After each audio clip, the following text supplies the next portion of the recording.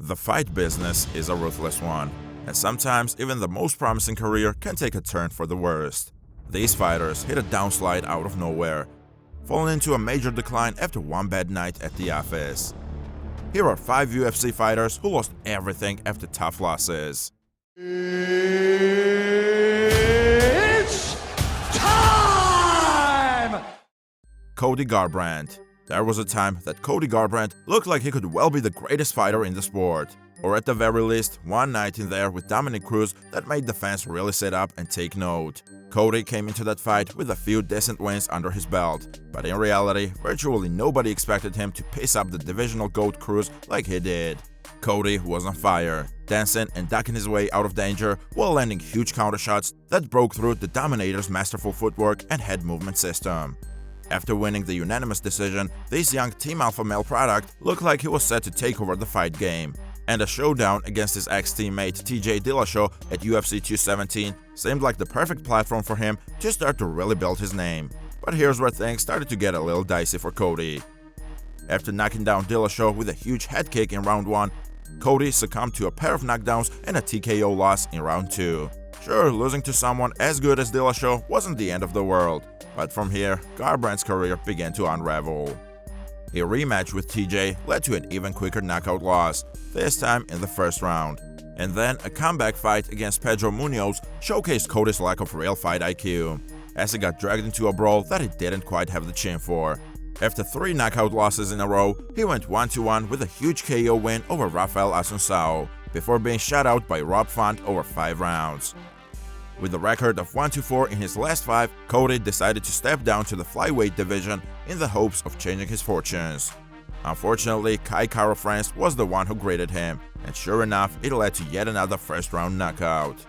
Garbrandt's chin was clearly a problem, and in his most recent fight, back at bantamweight against Trevin Jones, he relied heavily on his wrestling to get the job done. Will we ever see a version of Cody Garbrandt who looks as confident as he did in there with Dominic Reyes? Honestly, it's not likely. Tony Ferguson. The Tony Ferguson decline has been extremely tough to watch. Once seen as one of the greatest lightweight fighters of his era, his 12-fight win streak contained some of the most incredibly violent results we have ever seen.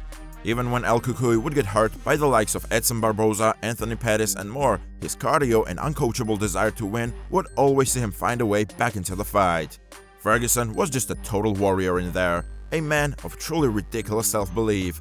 And though the UFC tried to match him up against his great rival Khabib Nurmagomedov on 5 separate occasions, fans were left disappointed each and every time.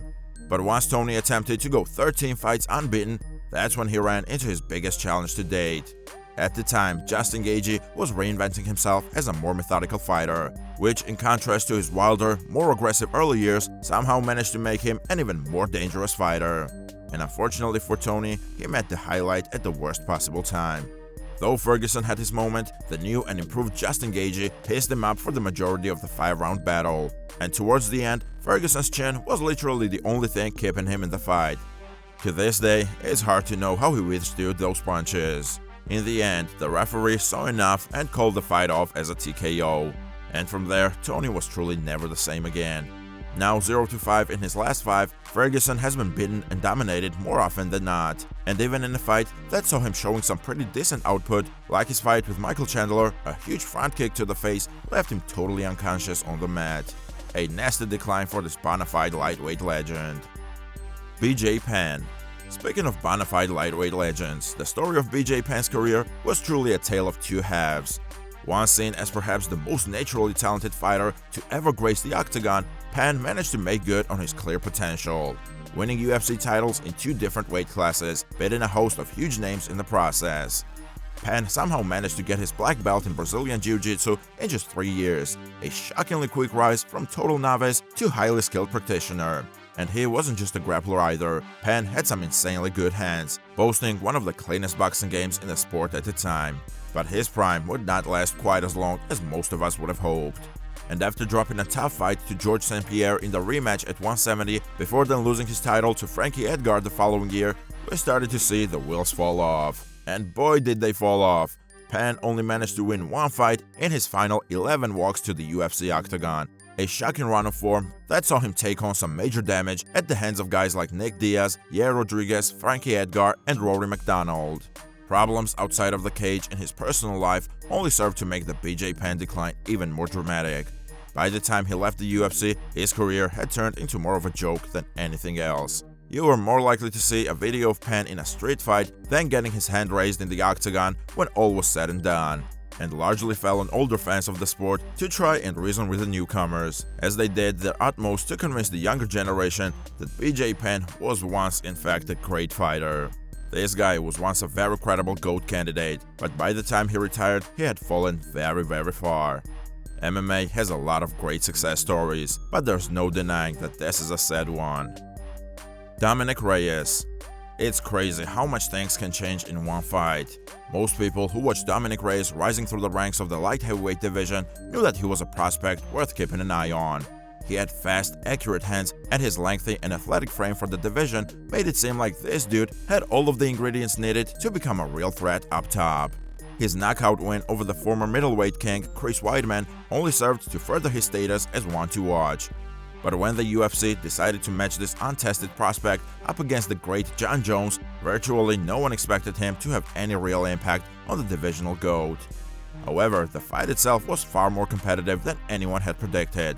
Reyes pushed Jones just about as far as anyone had ever pushed him. And in the eyes of the majority of those who turned in, this inexperienced title challenger did enough to win 3 of those rounds. But the judges did not see it that way, and with that, Reyes was deprived of his legendary moment. But all hope was not yet lost. Time was on his side, and after just 13 pro fights, it was clear that he was off to a great start. Unfortunately, this is where things got very dicey for Reyes.